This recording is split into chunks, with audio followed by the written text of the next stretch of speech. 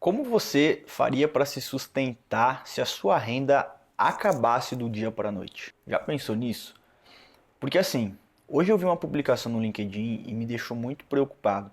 Não por mim, mas por outras pessoas e porque eu vi uma certa leva de vídeos no YouTube sobre as pessoas falando que experienciar a vida, seja com passeios, comida, enfim, comprando o que você quer, sem se restringir em alguns momentos, é o melhor jeito de viver sua vida. Afinal, quando a gente morre, a gente não leva nenhum bem material. A gente morre e leva conosco apenas a nossa alma e a nossa experiência. Só que tem um problema nisso, né? Você muito provavelmente não vai morrer hoje e nem amanhã, e se Deus quiser, esse ano você não vai morrer. E quando você pensa que, putz, que se dane, a gente só vive uma vez, é um pensamento muito preocupante, porque normalmente essa frase precede escolhas extremamente ruins, né? Enfim, voltando ao assunto, eu vi uma publicação no LinkedIn de uma pessoa que participou durante um mês de um processo seletivo para trabalhar numa empresa. Essa empresa existia, ela foi criada na realidade para passar pelo golpe que a pessoa passou, mas essa empresa existiam feedbacks, era um produto muito bem estruturado para convencer a pessoa de que aquela vaga era real. E essa pessoa que compartilhou esse relato nas redes sociais passou pelo processo durante um mês. E era uma vaga que pagava muito bem, segundo ela. Era uma vaga que, pô, ia dar uma qualidade de vida legal para ela. E essa pessoa cometeu alguns erros. Primeiro, ela fala lá na publicação, a pessoa fala na publicação que ela fez um empréstimo com juros altos esperando receber o pagamento dessa empresa. Ou seja, a pessoa fez um empréstimo esperando uma coisa que ia acontecer no futuro. Ou seja, ela não tinha nada na mão dela, ela pegou esse nada, confiou nisso e fez um empréstimo. Primeiro ponto ruim. Eu sei que falando isso aqui parece que, meu Deus, isso é ninguém vai fazer isso aqui é muito absurdo, mas existem pessoas que fazem e existem pessoas que apoiam esse tipo de coisa. É por isso que eu tô gravando esse vídeo, porque eu tô realmente preocupado e eu preciso falar sobre essas coisas. Faz tempo já que eu quero falar sobre isso. Mas enfim, voltando novamente. A pessoa fez um empréstimo. Ok, tudo bem. Se ela fosse receber mesmo, tudo certo. E aí depois disso, ela recebeu a notícia. Na verdade, ela não recebeu a notícia. Ela entrou nesse processo seletivo, ela passou no processo seletivo e a pessoa, ela teve que enviar algumas coisas para essas pessoas. Eu não sei exatamente qual foi a troca e qual foi o golpe exato, mas essa empresa não existia. Essa empresa que ia contratar ela era uma empresa fantasma, era uma empresa meio que criada só para fingir que existia uma vaga e, sei lá, prestar um serviço e não te pagar. Eu sei que o fim da história foi que essa pessoa pediu demissão do emprego anterior para começar nessa empresa nova, e essa empresa nova não existia. O cara sumiu do mapa, o cara que estava fazendo o recrutamento dessa pessoa sumiu do mapa, não respondeu mais, e agora ela tinha o seguinte: qual que era o resultado? Ela tinha contas para pagar, se eu não me engano ela tinha uns R$ 2.000 em dívida, R$ 2, R$ 3.000 no cartão em dívida, que ela não ia conseguir pagar porque ela estava contando com o salário dessa empresa nova que ela ia entrar. A família dela dependia dela para se alimentar, para vestir roupa, para morar em algum lugar. Fora isso, ela fez um empréstimo para comprar alguma coisa no cartão de crédito não, no empréstimo, a juros extremamente altos. Tudo isso contando com o dinheiro que ela ia receber. E aí eu vejo pessoas incentivando você a viver experiências e experienciar as melhores coisas da vida sem se preocupar com o dia de amanhã, porque o dia de amanhã é incerto e você não leva nada quando você morre. Eu vejo pessoas incentivando esse tipo de coisa e eu fico pensando, poxa, se essa pessoa que sofreu o golpe tivesse pelo menos um mês de vida garantido financeiramente, ela não passaria por todos esses problemas. Agora imagina a bola de neve que se formou para essa pessoa que não consegue pagar o cartão de crédito, não vai conseguir pagar os aluguéis, não vai conseguir, muito provavelmente, comprar nada. O empréstimo dela ela não vai conseguir pagar. Uma dívida que era de mais ou menos R$ 2, R$ 3.000, daqui a alguns meses, e pouquíssimos meses, daqui, sei lá, 2, 3 meses, já vai se tornar uma dívida de quase 30, R$ 40.000. Isso se não for muito mais. Então a pessoa não tinha nenhum problema na vida dela, até o momento que uma coisa parou de funcionar. Ou seja, você está sempre vivendo no limite do caos. Você está sempre contando que tudo vai dar certo na sua vida. E isso é extremamente preocupante, pelo menos pra mim é preocupante. E eu sei disso porque no ano passado inteiro e no começo desse ano, eu vivia no limite. Porque eu tinha como objetivo aumentar a minha renda. E eu sempre pensei o seguinte: eu vou aumentar minha renda, porque aí vai sobrar mais dinheiro, e sobrando mais dinheiro, eu consigo investir mais. Porque não adianta eu guardar R$ 10 por mês, porque não vai dar certo eu guardar R$ 10 por mês, não é nada. R$ 10 por mês não é nada, e de fato não é nada. Mas a ideia sobre você guardar dinheiro quando você ganha pouco, não é sobre a quantidade que você ganha, e sim sobre a formação do hábito de conseguir economizar uma parte do seu dinheiro. Todos os meses, você tem que fazer sobrar todos os meses um pouquinho de dinheiro, nem que seja R$ 10. E eu aprendi isso porque eu comecei a perceber que eu estava ganhando muito bem, e quando eu falo muito bem é tipo 30, 40 mil reais por mês, e me sobrava pouquíssimo ou nada. Ah, como que você gastava 30, 40 mil reais?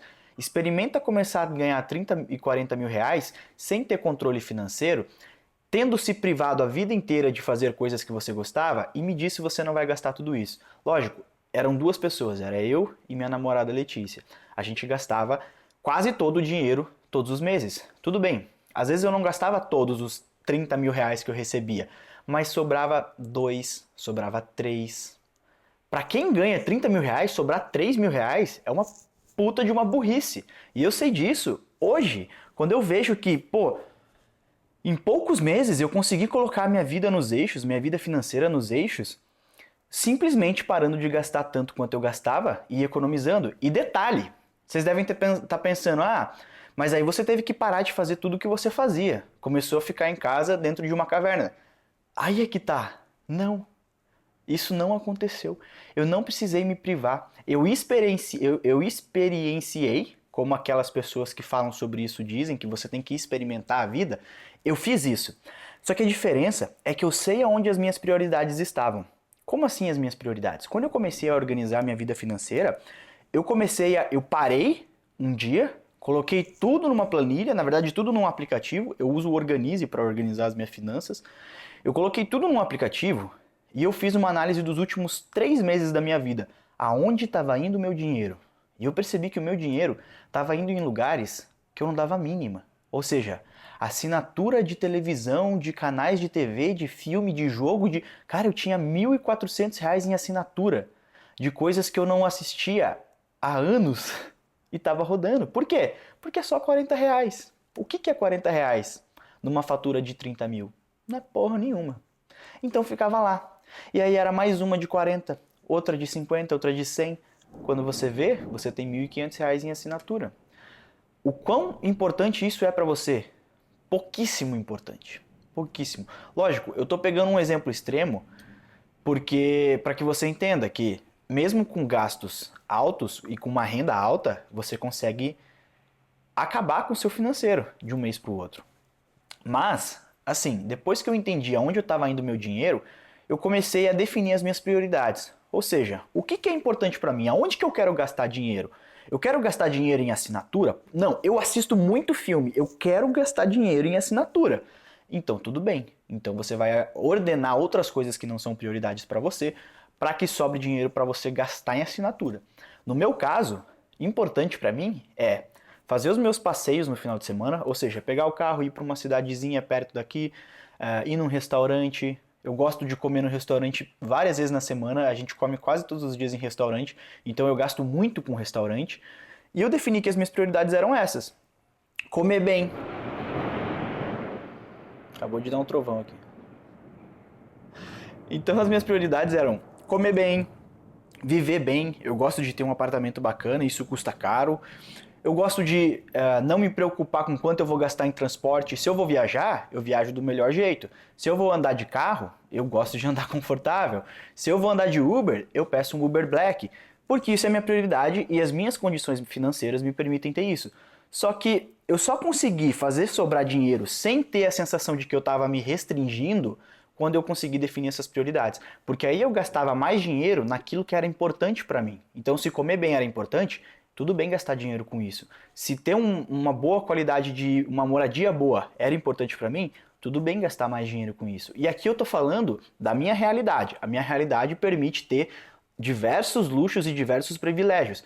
Mas agora, se você ganha Vamos lá, aqui eu tô falando para quem ganha dinheiro mesmo, não para quem tem que gastar todo o salário para sobreviver. Porque não me entenda mal, isso aqui eu tô falando para quem tem bastante dinheiro. E bastante eu digo, acima de, sei lá, uns 10 mil, 7 mil para cima, você consegue fazer isso. Agora, para você que ganha um salário mínimo, dois salários mínimos, esquece o que eu tô te dizendo, tá? Porque você provavelmente está numa situação de sobrevivência e você precisa focar em aumentar o seu salário. Então, se você ganha pouquíssimo e você gasta tudo para conseguir se manter vivo, eu entendo.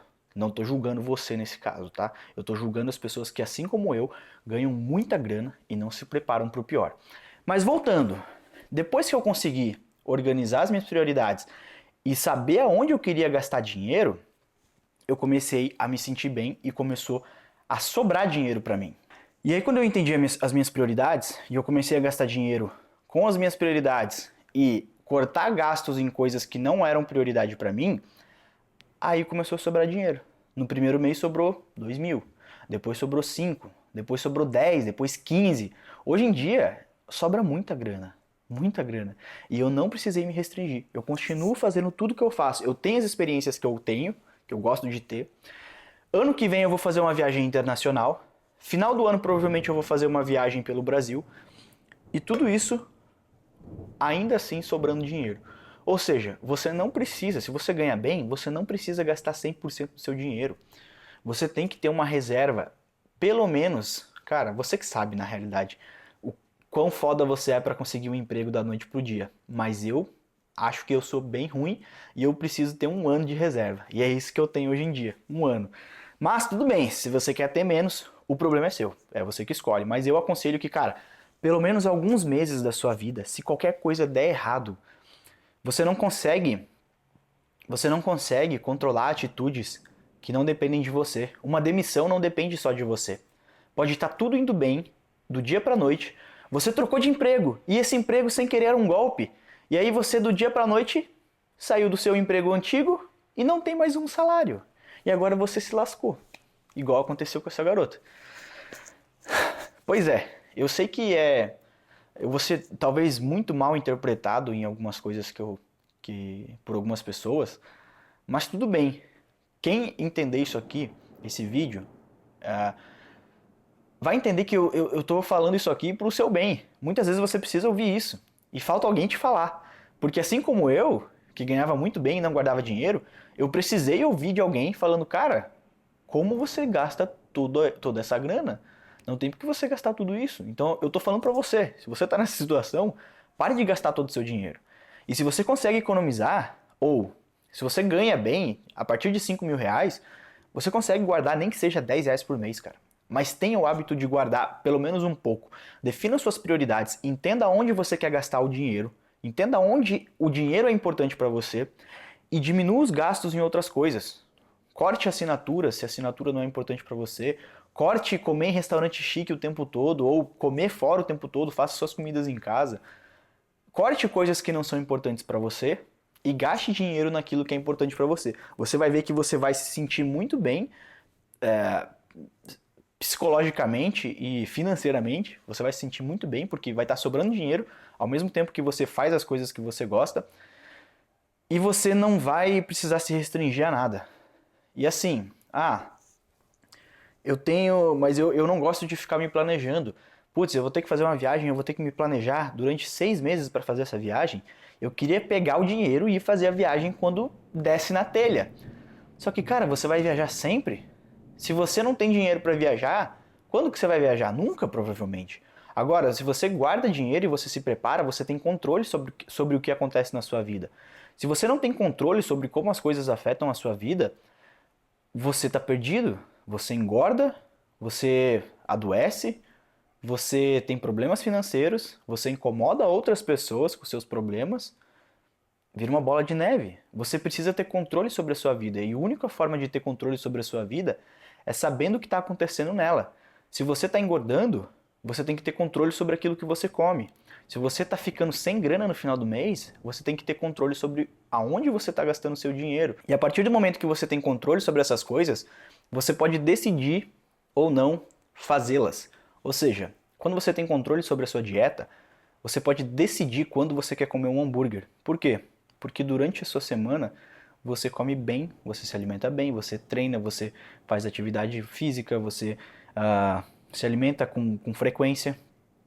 E se você quiser comer um hambúrguer, 2, 3 hambúrguer, 4 hambúrguer, uma pizza inteira, você pode, porque você tem controle, você está fazendo aquilo propositalmente, você não está agindo por ansiedade ou por, sei lá, medo de morrer amanhã.